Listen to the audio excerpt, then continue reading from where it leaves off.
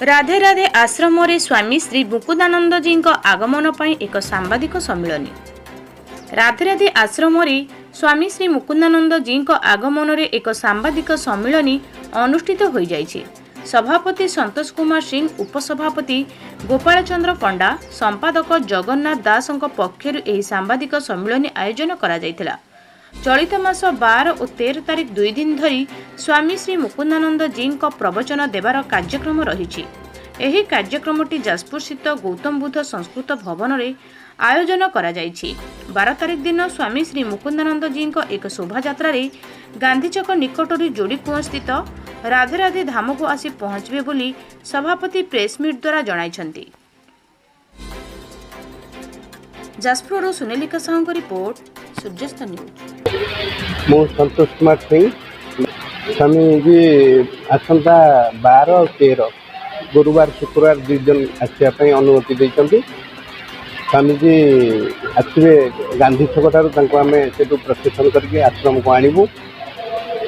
आनला स्वामी जी ये रेस्ट ने संध्या 5टा ରୁ 8टा पर्यंत गौतम बुद्ध संस्कृति भवन में प्रवचन आयोजन होता है।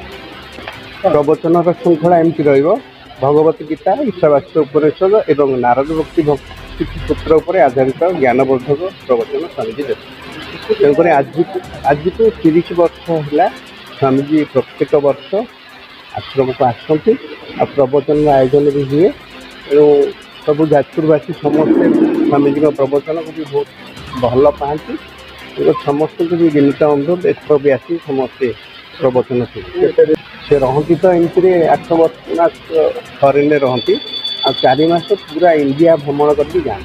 भारत सारा कॉलेज स्कूल सब जाइए समस्त भल रेस्पन्स अच्छी।